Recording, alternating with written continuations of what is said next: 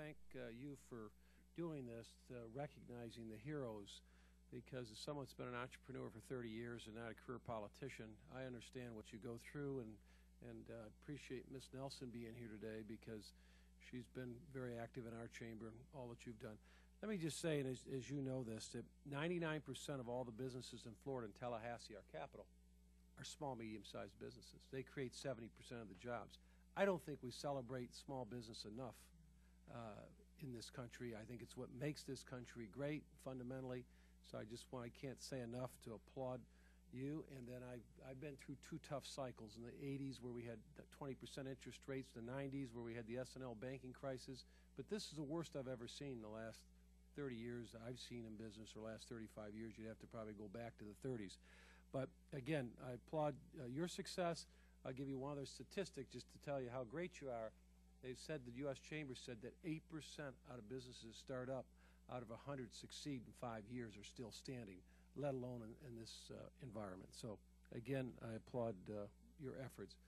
Ms. Nelson, again, I'm glad to have you here today representing my district.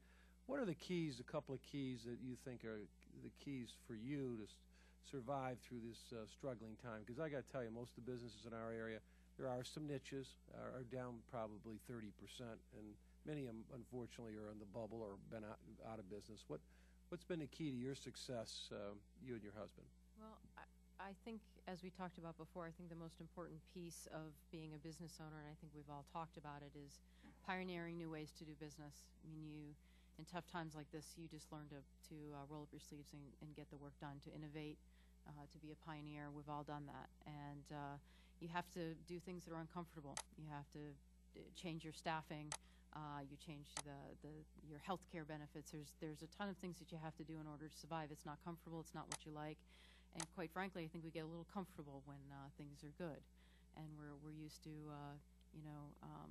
enjoying those times. Then when times get tough, we complain about it a little bit, but ultimately we turn around and we make it happen, because that's what small business owners do. So that's been our success. You know, as a husband and wife team, it's a little tough. We spend a lot of time together and we balance work and life, but we all do that. Everybody on this panel and everybody watching would tell you the same thing, but that's what we sign on for when we come on. So I think success is just that fortitude and that hard work that gets it done, being willing to do what you have to.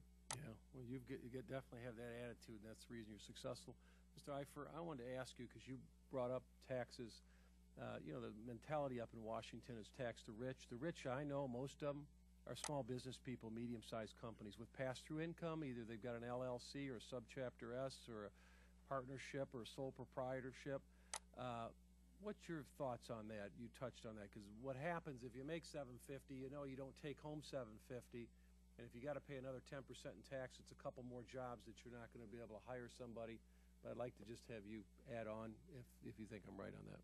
Well, I think you're very right on that. And one of the things, small companies, sometimes the quickest cash that we have available in a small company is what we don't take home as owners. We've had periods of time where you just didn't take any income home because you wanted to leave the money in the business. So certainly, to the extent that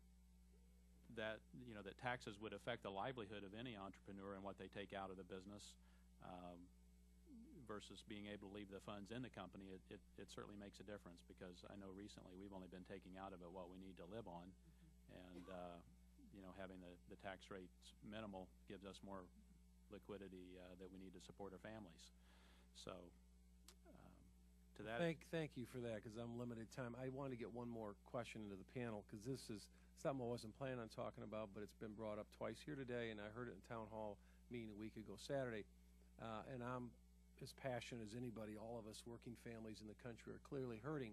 But a gentleman stood up to town hall and he says, I've run ads in our community for some time. I can't get anybody to come in and look for a job. You guys got to be very careful about the unemployment benefits, what we're doing here, the extension. Some people need them. Some people are taking advantage of the system. So I talked to him after that was his comment, and I said, well, tell me, how are they surviving? They can't survive. He said, well, they're taking the check and they're working under the table side jobs. So, and he can't get anybody to take a job there locally in his community. That's what he claims. Does anybody want to add on to that, or is it just one incident? Because I just had this come up recently. Or do you think that's pretty widespread in your communities? Well, I think coming from the staffing side, on my staffing hat, there's a consistent message each and every week. Probably 2 out of 15 people that we interview or we offer jobs to, that around our area, Caterpillar is a main supplier or a manufacturer in Peoria, and so there's a lot of labor that was laid off there. A lot of it was union labor, but the unemployment benefits are about break even to what they could be making otherwise, and a lot of them are just saying, I've got about 6 weeks left, I'm just going to coast for the next 6 weeks, and give me a call back then. Thank you, Mr. Time has Norman. I expired. yield back.